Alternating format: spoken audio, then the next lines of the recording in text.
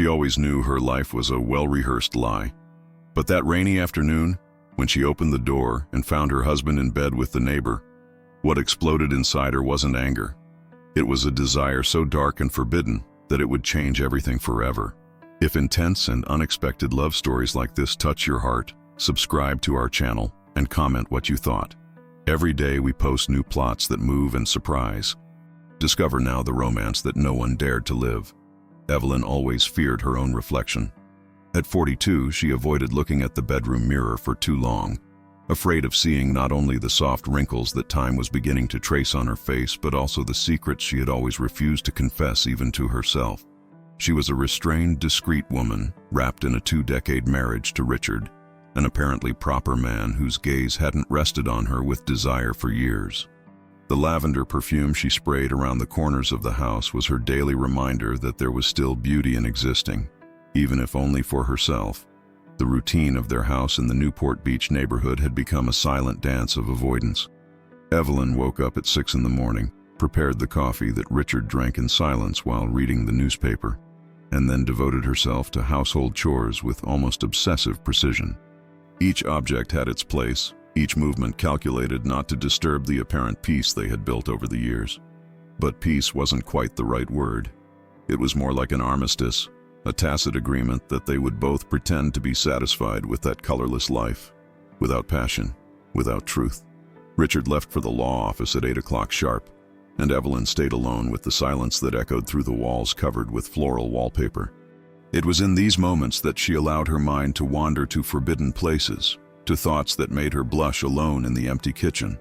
Jessica, the neighbor in the house next door, always appeared in these daydreams. Her brown hair that swayed when she watered the plants on the porch. The smile she sketched when greeting Evelyn on the street. The way her green eyes seemed to hold secrets that Evelyn would like to discover. These thoughts came accompanied by guilt that corroded her from within.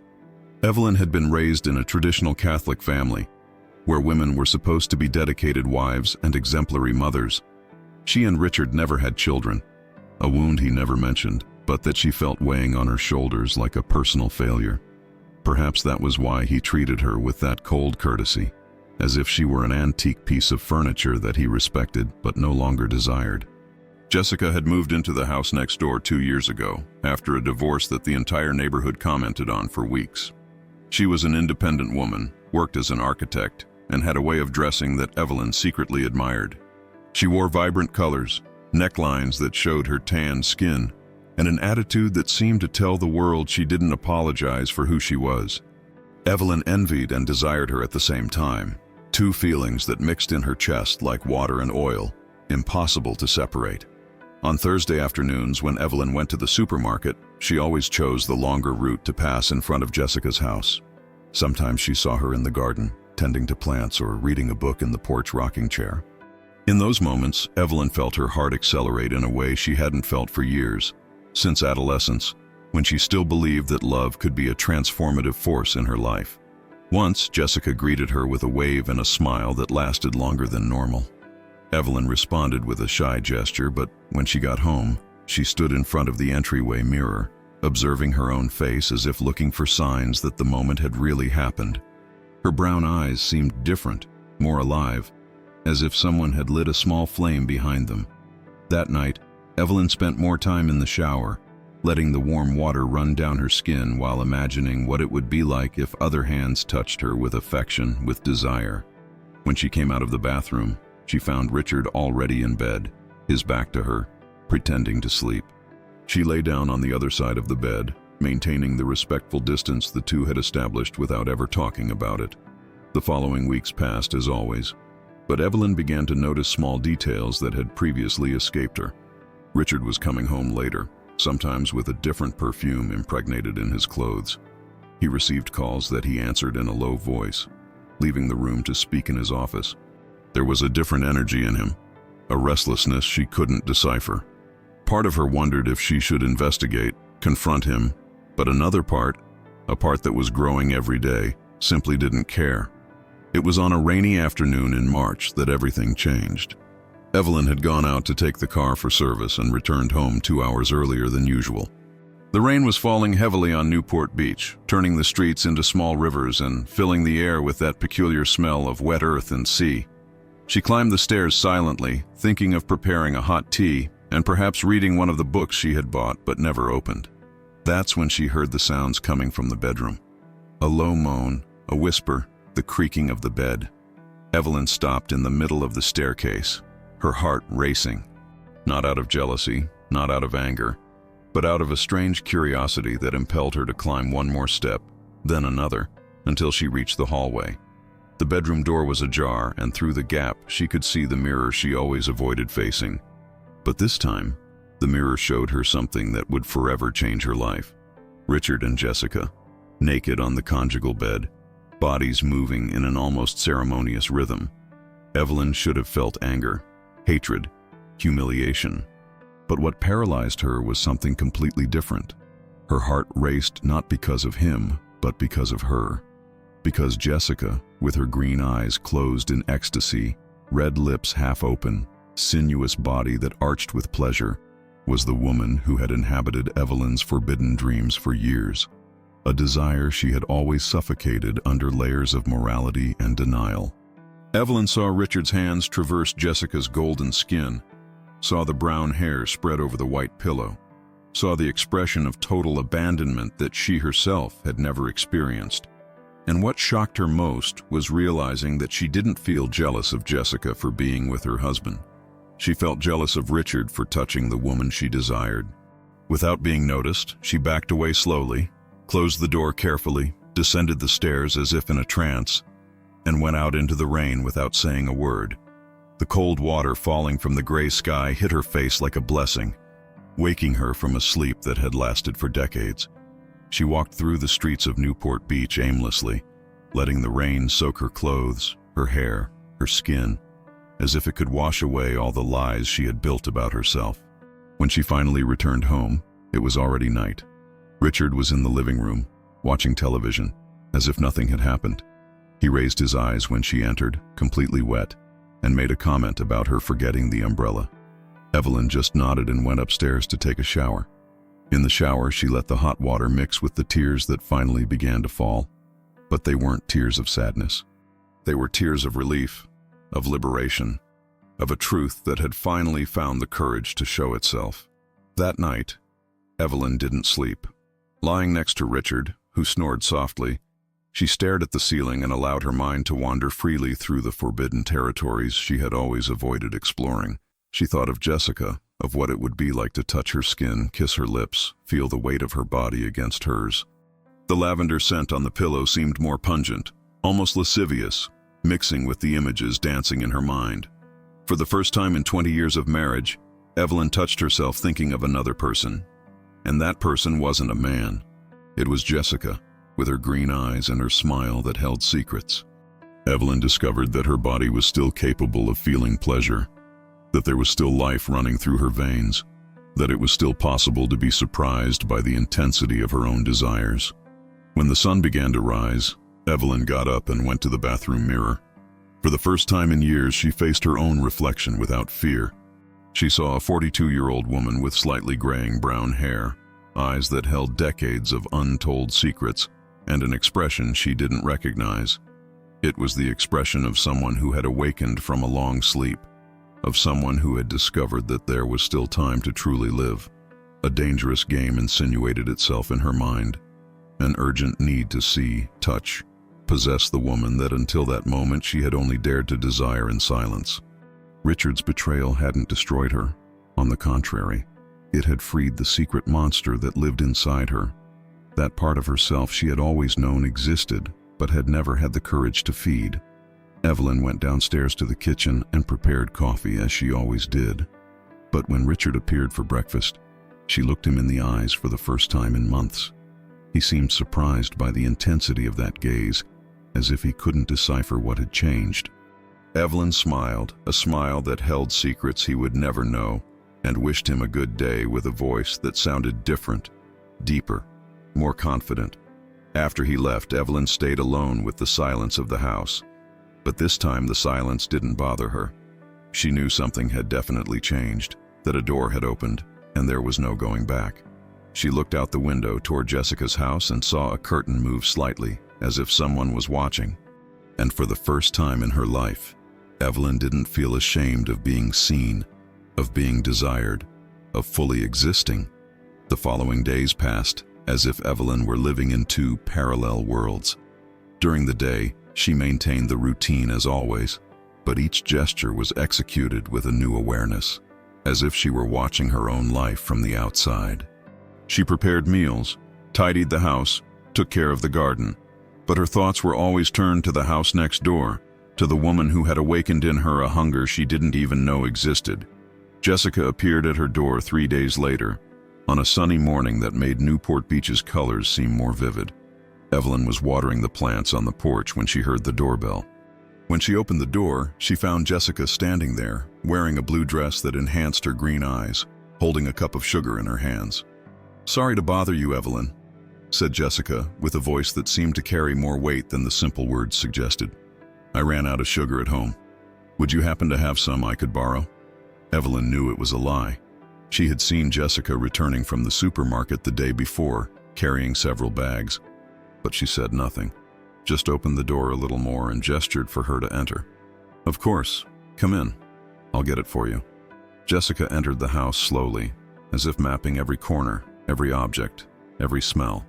Evelyn went to the kitchen to get the sugar, but when she returned, she found Jessica standing in front of a photo on the living room shelf. It was a photo from Evelyn and Richard's wedding, taken 20 years ago. "You were very young," commented Jessica, without taking her eyes off the photo. "You've hardly changed, you know. You're still beautiful." Evelyn felt the heat rise to her cheeks. She wasn't used to receiving compliments, much less that way, with that intensity in the gaze. "Thank you," she murmured, extending the sugar container. Jessica took the container, but their hands touched in the process. A touch that lasted only a few seconds but made Evelyn feel an electric current run through her entire body. Jessica didn't immediately remove her hand, and neither did Evelyn. They stayed there, connected by that simple touch, eyes meeting with an intensity that made the air in the room seem denser. "Evelyn," said Jessica, with a lower, more intimate voice, "are you okay? Yesterday afternoon I saw you going out in the rain. You seemed disturbed." Evelyn swallowed hard. Did Jessica know? Had she noticed she was home when... The question died in her throat when she realized Jessica was getting closer. So close she could smell the sweet perfume emanating from her skin. Everything was fine," lied Evelyn, but her voice came out trembling. "Are you sure?" Jessica raised her free hand and lightly touched Evelyn's face, a gesture that might seem casual, friendly, but made Evelyn involuntarily close her eyes. "You seem different, more awake." Evelyn opened her eyes and found herself lost in that green gaze that seemed to see through her. "I need to tell you something," said Jessica, lowering her voice even more. "About yesterday afternoon." Evelyn's heart raced. What do you mean?" "I saw you on the stairs." "I saw you seeing us." Evelyn's world stopped. She felt her legs weaken, and if it weren't for Jessica's hand on her face, she might have fallen. "Jessica, Shh." Jessica placed her finger on Evelyn's lips, an intimate gesture that made Evelyn tremble. "You don't need to explain anything. I understand." "You understand? I understand why you didn't run down to make a scene. I understand why you went out in the rain instead of confronting your husband. I understand why you're looking at me like this now." Evelyn couldn't speak. Jessica was so close that she could see every detail of her face, every eyelash, every small mark that made that face unique and irresistible. "I know what you feel, Evelyn, because I feel the same thing." Before Evelyn could fully process what was happening, Jessica leaned in and touched her lips with hers. It was a gentle kiss, almost hesitant, but it awakened in Evelyn a hunger she had never experienced. Her lips opened naturally, and when Jessica's tongue met hers, Evelyn felt as if a door had opened inside her chest, releasing a torrent of sensations she had repressed for decades. When they separated, Evelyn was trembling. Jessica observed her with an expression that mixed tenderness and desire. "Sorry," murmured Jessica. "I shouldn't have." "No," Evelyn interrupted, surprising herself with the firmness in her own voice. "Don't apologize. Please." Jessica smiled, and it was as if the sun had entered the room. So you don't regret it? Evelyn paused, looking for the right words. I've never felt so alive. From that moment, everything changed. Jessica began to appear at Evelyn's house with a frequency that could raise suspicions, but always with a plausible excuse. She needed a recipe, wanted to return something borrowed, had made too many cookies and wanted to share.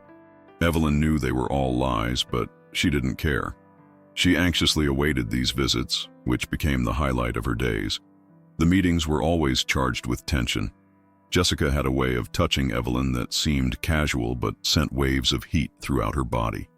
A touch on the nape of her neck when Evelyn bent down to pick something up, a hand on her arm when they laughed at some joke, a whisper too close to her ear when commenting on something about the neighborhood.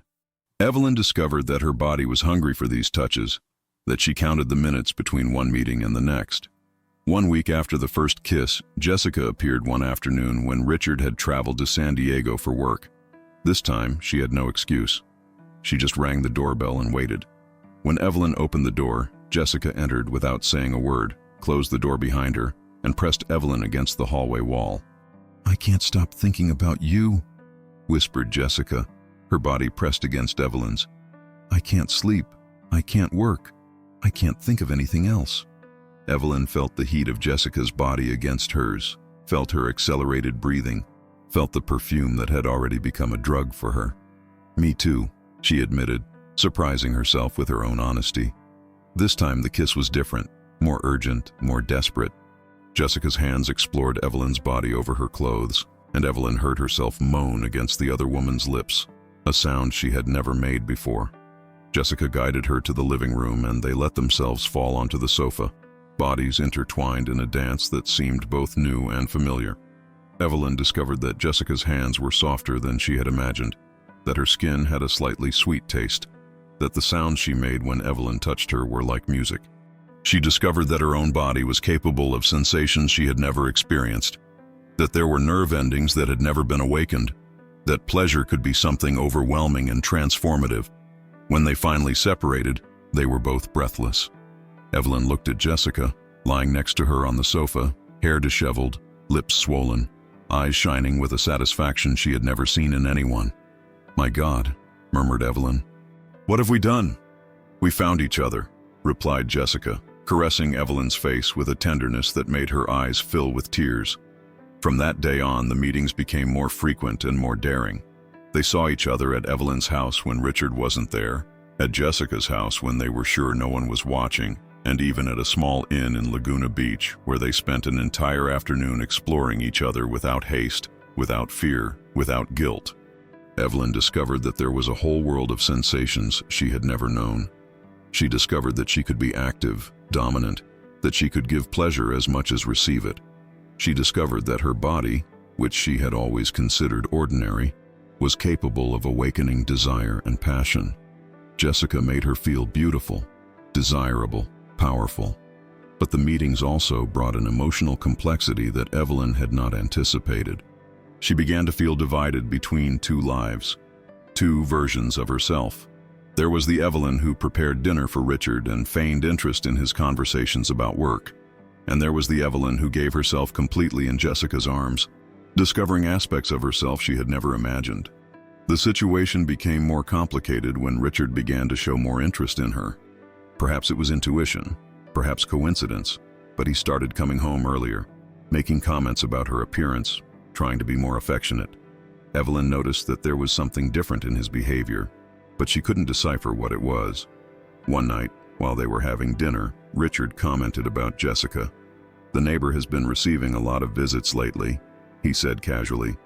I always see movement in her house. Evelyn felt her stomach tighten. Oh, really? I hadn't noticed. Haven't you been talking to her? You seem to be getting closer. Evelyn forced a smile. Sometimes we greet each other. She's nice. Richard observed her for a moment longer than normal. You're different, Evelyn.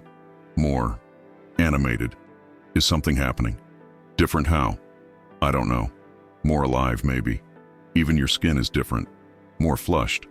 Evelyn lowered her eyes to her plate, trying to hide the blush she felt rising to her cheeks. It must be the summer. I've been going out more to get some sun. Richard didn't seem convinced, but he didn't insist on the subject. That night, for the first time in months, he tried to approach her in bed. Evelyn let herself be touched, but her mind was elsewhere, with another person. When he kissed her, she couldn't avoid comparing his lips with Jessica's, his hands with her hands, his way of touching her with her way. The next day, Evelyn told Jessica about the conversation with Richard. They were at Newport Beach, in a less crowded area, pretending to be just two friends sunbathing. "He suspects," said Evelyn, adjusting the bikini that Jessica had insisted she buy. "I'm sure of it." "And how do you feel about that?" asked Jessica, turning to her side to look at Evelyn. "Afraid," admitted Evelyn, "but also relieved. I'm tired of lying, tired of pretending." "Then maybe it's time to stop pretending." Evelyn looked at Jessica, seeing the determination in her green eyes. "Are you serious?" "I'm talking about us acknowledging what we feel. About you deciding whether you want to continue living a lie or if you want to live your truth. It's not that simple, Jessica. I've been married for 20 years. I have a life, a reputation. You have a life that isn't yours," interrupted Jessica. "You have a reputation built on a lie. The question is that worth more than your happiness?" Evelyn didn't know how to respond. They remained silent for a while, listening to the sound of the waves and observing the people passing by on the beach. Evelyn felt the sun warming her skin, felt the hot sand beneath her body, felt Jessica's presence beside her like an anchor amid the storm of her thoughts. "I need time," she finally said. "I know," replied Jessica, discreetly taking Evelyn's hand. "But remember one thing. Time passes, Evelyn, and one day you'll wake up and realize that you let your whole life pass by alongside your own happiness." That night, Evelyn dreamed she was running on an infinite beach, pursued by shadows she couldn't identify. When she woke up, she was sweaty and her heart was racing. She looked at Richard, who slept beside her, and wondered if he also had nightmares, if he also felt trapped in a life he hadn't truly chosen. She got up and went to the window. Jessica's house was dark, but Evelyn knew she was there, probably awake too, thinking about the same things she was. The full moon illuminated the Newport Beach neighborhood, and Evelyn wondered how many other people were awake in that early morning, fighting against their own demons, trying to find courage to live the life they truly wanted. For the first time in 42 years, Evelyn wondered if it was worth continuing to be a person she didn't recognize in the mirror. And for the first time, the answer that came to her mind frightened her as much as it reassured her. The first threat arrived on a Thursday morning, 3 weeks after the meeting at the beach. Evelyn was having coffee alone when she heard the characteristic sound of mail being delivered. She went down to the entrance door and found, among the usual bills and advertisements, an envelope without a return address. Common paper, handwritten in capital letters, "For Evelyn Grant." Something in her stomach contracted. She looked around the street before opening the envelope as if she could discover who had sent it. The Newport Beach neighborhood was, as always at that time of morning, some people going to work, the doorman of the building across the street sweeping the sidewalk, the normal movement of any Thursday. Inside the envelope was a single sheet of paper with a short message. "I know what you've been doing. Be careful with your next steps." Evelyn felt her hands shaking. She read the message several times, as if the words could change meaning. Who could know? She and Jessica had always been careful, always made sure no one was watching. Or at least that's what they thought. She ran upstairs to the bedroom and called Jessica. "Hello? Jessica, it's me. Can you talk?" "Evelyn. Of course, what happened? You sound nervous." "I received a letter. Someone knows about us." There was silence on the other end of the line. "What kind of letter?" "A threat. It says they know what I'm doing and to be careful." "Damn. Evelyn, you need to come here, now." "I can't. What if someone sees me entering your house? Then we'll meet somewhere else. Coffee shop at the corner of Pacific Avenue in 20 minutes. Evelyn got ready quickly and left the house, looking over her shoulder as if she were being followed. At the coffee shop, she found Jessica already waiting at a table in the back, with dark sunglasses and a tense expression. "Let me see the letter," said Jessica as soon as Evelyn sat down. Evelyn handed over the envelope, observing Jessica's expression change as she read. "This is serious, Evelyn. Someone is watching us. But who? Who could know? I don't know, but it has to be someone who has access to our schedules. Who knows when we meet? Jessica paused, thoughtful. Some neighbor, perhaps. Evelyn thought about the neighborhood. Most of the people were elderly, retired, who spent the day on the porch observing the movement on the street. But there was one person who had always caught her attention by the way he observed her. Walter Bennett, who lived alone in the house across the street. "Walter?" murmured Evelyn. "Who?" "The neighbor across the street, Walter Bennett. He's retired, spends the day at the window, always greets me when I pass on the street. But there's something strange about him, as if he knew me from somewhere." Jessica took off her dark glasses, revealing worried eyes. "You think it's him?" "I don't know, but he always seems to know things about everyone in the neighborhood.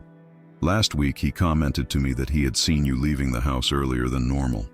How would he know your schedules?" That afternoon, Evelyn decided to investigate. After Richard left for work, she went to Walter's house. It was an old construction, with a poorly maintained garden and curtains always closed. She rang the doorbell and waited, her heart beating fast. Walter opened the door after a few minutes. He was a man of about 60, thin, with graying hair and small eyes that seemed to see more than they should. When he saw Evelyn, his face lit up with a smile that didn't reach his eyes. "Evelyn, what a pleasant surprise. Come in, come in." The house smelled of mold and dried plants. The walls were full of old photos, and Evelyn noticed that some seemed to be of the neighborhood from decades past. Walter led her to the living room, where there was an armchair strategically positioned in front of the window that faced the street. "Coffee? Tea?" offered Walter. But Evelyn noticed that he was anxious, as if he had been expecting this visit. "No, thank you. Actually, I came here because I wanted to talk to you about something." "Ah, I imagine what it might be." Walter sat in the armchair, and Evelyn noticed a small pair of binoculars on the table beside him. "Your life has been quite interesting lately, hasn't it?" Evelyn's blood froze. "What do you mean by that?" "Well, Evelyn. Or can I call you Evie, like your mother used to call you?" Evelyn felt the world spin.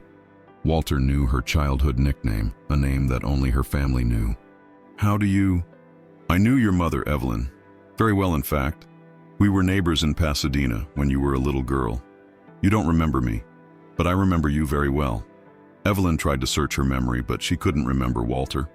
Her childhood in Pasadena was a time she preferred not to revisit, full of painful memories she had buried long ago. "I especially remember," continued Walter with a smile that now seemed somber, "an episode when you were about 12 years old, with your cousin Carla. Your mother was very angry when she discovered you in the room, wasn't she?" Evelyn felt her legs weaken. The memory she had repressed for 30 years returned like a punch to the stomach. She and Carla, exploring each other's bodies with the innocent curiosity of pre-adolescence, until her mother opened the bedroom door and found them kissing. The scandal that followed, the screams, the shame, the promise she was forced to make to never do that again. "I see you remember," said Walter, observing Evelyn's paleness. "Your mother told me everything at the time. She was very worried about you, poor thing. She thought you had some problem. What do you want?" Evelyn managed to ask, despite her dry throat. "Me? I don't want anything too much. Just for you to be a good neighbor, to keep the family in harmony, to not cause unnecessary scandals." Walter got up and went to an old writing desk in the corner of the room. He returned with a plastic folder and handed it to Evelyn. "Just so you understand, I'm serious." Evelyn opened the folder with trembling hands. Inside were several photographs of her and Jessica, at the beach, discreetly kissing behind a cabana, entering together at the inn in Laguna Beach, on the porch of Jessica's house, embracing. And the most compromising, the two of them naked in Jessica's bed, in a photo taken through the bedroom window. "How did you—" "I have my resources, dear. And before you ask, yes, there are more copies stored in a safe place." Evelyn felt nauseous. "What do you want from me?" "I've already said. I want you to be a good wife to Richard, to stop this phase you're going through, to go back to being the respectable woman you've always been. And if I don't do that—" Walter smiled, and Evelyn saw genuine cruelty in his eyes. "Then the whole neighborhood will know who you really are. Your husband will know. And I'm sure there are newspapers out there that would love a story about the wife of the respected lawyer Richard Grant and her secret meetings with the neighbor." Evelyn put the photos back in the folder with trembling fingers. How much time do I have? Until the end of the week. I think 5 days is enough time for you to put your life in order. Evelyn left Walter's house in a state of shock. She walked through the streets of Newport Beach aimlessly, the folder pressed against her chest, trying to process what had just happened. The man knew about her past, had compromising photos, and worst of all, he seemed to enjoy the power he exercised over her. When she got home, she immediately called Jessica and told her everything. They met that same night, at a diner far from the neighborhood. He has photos, Jessica, of both of us, including one of you, of us, in your bed. Jessica paled. Son of a bitch. How did he get into my bedroom? I don't know, but he managed, and he threatened to send them to the newspapers if I don't stop seeing you. And what are you going to do? Evelyn looked at Jessica, seeing the woman who had awakened in her a passion she didn't even know existed, seeing the person who made her feel alive for the first time in decades. I don't know, she admitted. He knew my mother, knows things from my childhood that I never told anyone. It's as if he came back from the past just to destroy me, or to destroy us together, corrected Jessica, taking Evelyn's hand across the table. Evelyn, you can't give in to his blackmail. It never ends. But what if he fulfills the threat? What if Richard finds out? What if this comes out in the newspapers? What if you spend the rest of your life regretting giving up the only thing that made you happy? Evelyn didn't respond. She knew Jessica was right, but the fear was stronger than reason. In the following days, the tension at home became unbearable. Richard seemed to sense that something was wrong, but he couldn't identify what. He asked more direct questions, arrived home at different times, observed Evelyn with an attention she hadn't received in years. You're strange, Evelyn, he said one morning as he was getting ready to leave. Nervous, distracted. Is something happening that I should know about? No, lied Evelyn, avoiding looking into his eyes. I'm fine. Are you sure? Because if something is wrong, you can tell me. We've been married for 20 years, Evelyn. I know when you're lying. Evelyn felt a bitter irony in those words. Richard spoke of sincerity while he had spent months betraying her with Jessica, but she couldn't use that against him without exposing herself as well. I'm just a little tired. It's nothing serious. Richard observed her for another moment, then shrugged and left. But Evelyn noticed that he forgot his work briefcase, something that never happened. Half an hour later, she heard the key in the door. He had returned to get the briefcase, but Evelyn was upstairs and heard him walking around the house longer than would be necessary just to pick up a document. When she went downstairs, she found him in the living room, browsing through the mail. Forgot my briefcase, he explained, but there was something in his voice that sounded false. Did you find it? Yes, it was here on the table. He looked at her fixedly. Evelyn, have you been receiving strange letters lately? Evelyn's heart raced. Strange letters? Without a return address, things like that. No, she lied. Why do you ask? For nothing, just curious. But the way he said it made it clear it wasn't just curiosity. That afternoon, Evelyn received the second letter. This time, along with a new threat, there was a photo that almost made her faint. She and Jessica on the deserted beach of Crystal Cove, where they had gone the week before, thinking they would be completely alone. In the photo, they were passionately kissing, bodies intertwined in the sand. The message was direct. Last chance. Until Sunday, or everyone will know. Evelyn looked at the calendar. It was Thursday. 3 days remained. That night, she couldn't sleep. She lay beside Richard, listening to his regular breathing, thinking about all the decisions that had led her to that moment. She thought about the 12-year-old girl who was caught kissing her cousin and forced to promise she would never do that again. She thought about the 20 years of marriage pretending to be someone she wasn't. She thought about Jessica, about how she felt alive in her arms, about the possibility of finally being true to herself. At 3 a.m, she got up and went to the window. Walter's house was dark, but she could feel his malevolent presence like a shadow over her life. On the other side, Jessica's house was also dark, but Evelyn knew she was also awake, probably thinking about the same things. She made a decision. No matter what happened, she wouldn't give up on Jessica. She wouldn't let the past destroy her future. She wouldn't allow Walter to continue controlling her life with blackmail. She picked up the phone and sent a message to Jessica. "We'll meet tomorrow. We have to talk to him together." The answer came almost immediately. "I was waiting for you to say that." Evelyn smiled for the first time in days. Perhaps she didn't know exactly how, but she would fight for what she felt. She would confront Walter and his threats. She would decide once and for all who she really wanted to be. Through the window, she saw a light quickly turn on in Walter's house and then go out, as if someone were observing, waiting, planning the next move.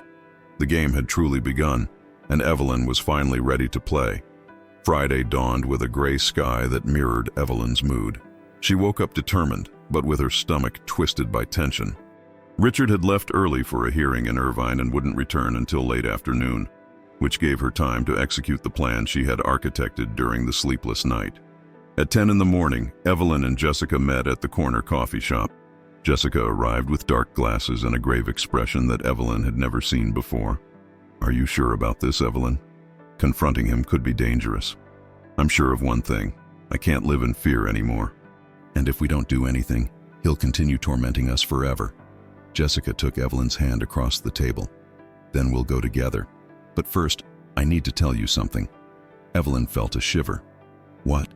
"Last night, after you sent the message, I went to investigate this Walter. I talked to Mrs. Miller, the oldest neighbor in the area.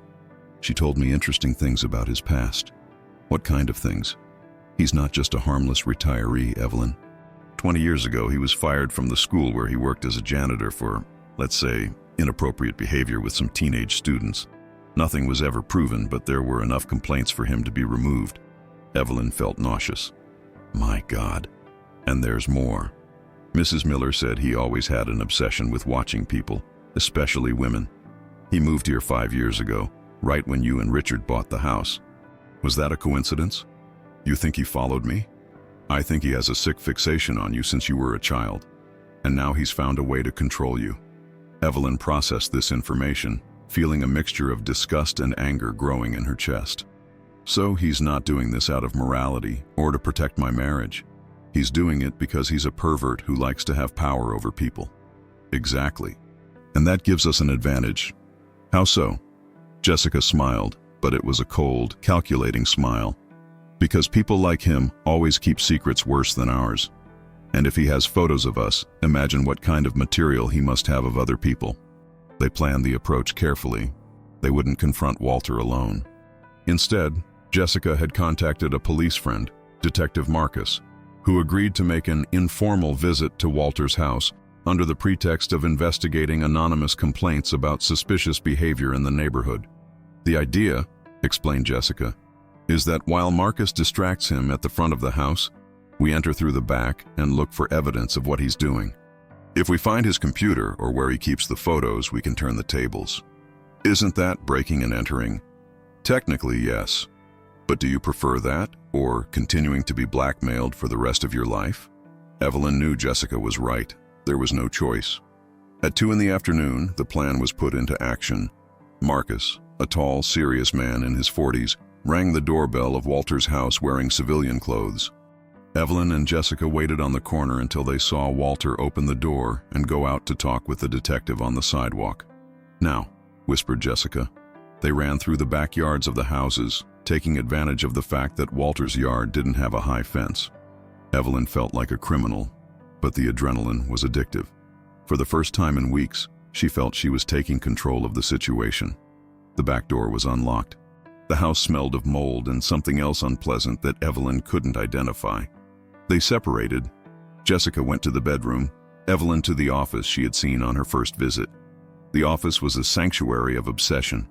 The walls were covered with enlarged photos of the neighborhood, with special emphasis on the women. Evelyn recognized several neighbors in intimate situations, sunbathing in the yard, kissing their husbands on the porch, some even in more compromising situations. But what shocked her most was an entire wall dedicated to her. There were photos of Evelyn since she had moved to the neighborhood 5 years before, in the garden, leaving the house, shopping at the supermarket, and recently, all the photos with Jessica. But there was something more. An old album open on the table, full of photos of her as a child in Pasadena. Evelyn flipped through the album with trembling hands. They were photos she didn't know existed, playing in the yard, going to school, and some that made her want to vomit. Photos of her sleeping, taken through the window of her childhood bedroom. Walter had been a predator his entire life. "Evelyn!" Jessica shouted from the bedroom. "Come see this!" Evelyn ran to the bedroom and found Jessica in front of a computer that was turned on. On the screen, dozens of folders organized by names of women in the neighborhood. Jessica clicked on a folder called Mrs. Robinson, and photos appeared of the elderly neighbor changing clothes. Another folder revealed intimate photos of a young couple that lived 2 houses down. "He's blackmailing everyone," murmured Jessica. "Look at this." She opened a folder called Control that contained Word documents with detailed information about each female neighbor. Schedules, habits, weaknesses, and plans for how to use this information against them. "My God," Evelyn whispered, reading her own file. "He has a complete dossier on me since childhood." Suddenly, they heard Walter's voice approaching the house. Time had run out. "Get the hard drive," said Jessica quickly, turning off the computer. "What? The computer's hard drive. Take it out now." Evelyn had never messed with a computer beyond the basics, but the urgency made her act. While Jessica erased their traces in the house, Evelyn opened the computer cabinet and removed the hard drive, storing it in her purse. They left through the back at the exact moment they heard Walter enter through the front door. They ran to Jessica's house and locked the door, breathless. "We did it," said Jessica, smiling for the first time in days. "We have him in our hands now." Half an hour later, Marcus appeared at Jessica's house. "The guy is a psychopath," he said, accepting the coffee that Jessica offered. "He got extremely nervous when I said I was investigating complaints. Almost confessed to something without me even asking." "And now?" asked Evelyn. "Now you give me that hard drive, I take it to forensics, and this guy will definitely spend a good amount of time in jail. Voyeurism, invasion of privacy, blackmail. There are enough crimes here for a heavy sentence." Evelyn felt as if a huge weight had been lifted from her shoulders. "What about our photos?" "They'll be destroyed along with the rest. You don't need to worry about him anymore." That night, Evelyn returned home with a strange sense of freedom. Richard had not yet returned from Irvine, and she took advantage to take a long bath and think about what she would do next. The Walter problem was resolved, but there was still the question of her marriage, of Jessica, of how to reorganize her life. Richard arrived at 9 at night, tired and in a bad mood. He found Evelyn in the living room, reading a book, and seemed surprised by her serene expression. "You seem different," he commented, loosening his tie. "Do I?" "More relaxed." "You've been very tense lately." Evelyn closed the book and looked at her husband. For the first time in 20 years, she really saw him. A middle-aged man, tired, who had built a life based on appearances and conveniences. She felt sorry for him, but not love. "Richard, we need to talk." He stopped messing with his tie and looked at her attentively. "About what?" "About us. About this marriage. About what we really want from life." Richard sat in the armchair across from her, and Evelyn noticed that he seemed to be preparing for a conversation that perhaps he had also been avoiding for years. "I know about Jessica," said Evelyn, getting straight to the point. Richard's face turned red, then pale. "Evelyn, You don't need to explain. Actually, I should thank you." "Thank me?" "Because you freed me from a lie I've been living for decades." Richard looked at her confused. "I don't understand." Evelyn took a deep breath. "Richard, you're a good man, but we both know this marriage died a long time ago. We're 2 people who settled for a life we no longer want. Evelyn, if it's about Jessica, I can explain. It's not just about Jessica. It's about who I am, who I've always been, and who I want to be for the rest of my life." Richard was silent for a long moment. "You want a divorce. I want us both to be happy. And we can't be happy pretending to be people we're not. And Jessica? You..." Evelyn hesitated for a moment, then decided to be completely honest. "I fell in love with her, Richard. In a way I've never fallen in love with anyone in my life. And she fell in love with me too." Richard lowered his head, and Evelyn saw that he wasn't surprised. Perhaps he had known longer than she imagined. "I always knew there was something different about you," he said finally. "Since the beginning of our marriage, you always seemed to be somewhere else. And you? Are you happy with me?" Richard raised his eyes, and she saw sincerity in them for the first time in years. "No, I haven't been happy for a long time. Jessica, she made me feel things I hadn't felt in years. But deep down, I knew she was just using our situation to get closer to you." Evelyn felt a pang of jealousy, but then laughed. "What a complicated situation, isn't it?" "It is." Richard smiled too, a sad but genuine smile. 3 people trapped in a lie because they were afraid to face the truth. They talked until late at night, more honestly than they had talked in 2 decades.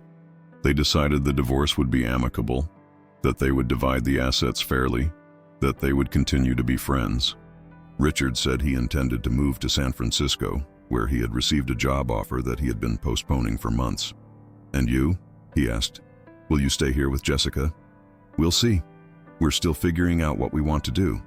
"Evelyn," said Richard, before going up to the bedroom, "I hope you're happy, really. You deserve to be happy." On Saturday morning, Evelyn woke up with a sensation she hadn't experienced in decades: hope. The sun came through the bedroom window, and for the first time in years, she didn't avoid looking in the mirror. She saw a 42-year-old woman who was finally ready to live her own life. She went downstairs to have coffee and found a message from Jessica on her cell phone. "Good morning, my love. Can we see each other today? I have a surprise for you."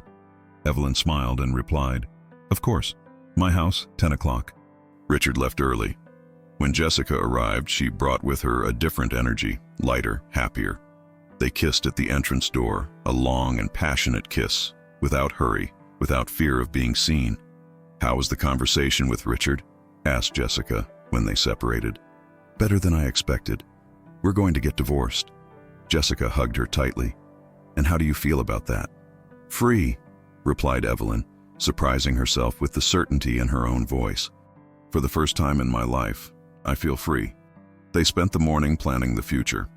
Jessica had received an offer to work at an architecture firm in Carmel, a small town where they could start over without the judgmental looks of the Newport Beach neighborhood. "Would you come with me?" asked Jessica, taking Evelyn's hands. "To Carmel? Wherever you want. To the moon, if necessary. I just don't want to be away from you anymore." Evelyn looked at the woman who had completely changed her life. Jessica, with her green eyes that held all the secrets she wanted to discover, with her hands that made her feel alive, with her courage to face the world for love. "Yes," said Evelyn. "I'll go with you." They moved to Carmel 3 months later after the divorce was finalized, and Walter was sentenced to 5 years in prison for various crimes related to invasion of privacy. The house in Newport Beach was sold, and Evelyn used her part of the money to open a small inn in Carmel with Jessica. On the morning they were making the final move, Evelyn passed one last time through the house where she had lived for 5 years pretending to be someone she wasn't. She stopped in front of the entrance mirror and smiled at her own reflection. She saw a woman who had finally found the courage to be true to herself. "Ready?" asked Jessica, appearing behind her in the mirror. "More than ready," replied Evelyn, taking Jessica's hand. "I'm ready to start truly living." They left the house hand in hand under the golden sun of a spring morning in California. There was no more fear, no more shame, no more secrets. There was only love, truth, and the promise of a future that they would build together. Evelyn had finally found her true reflection in the mirror of life, and it was more beautiful than she had ever imagined.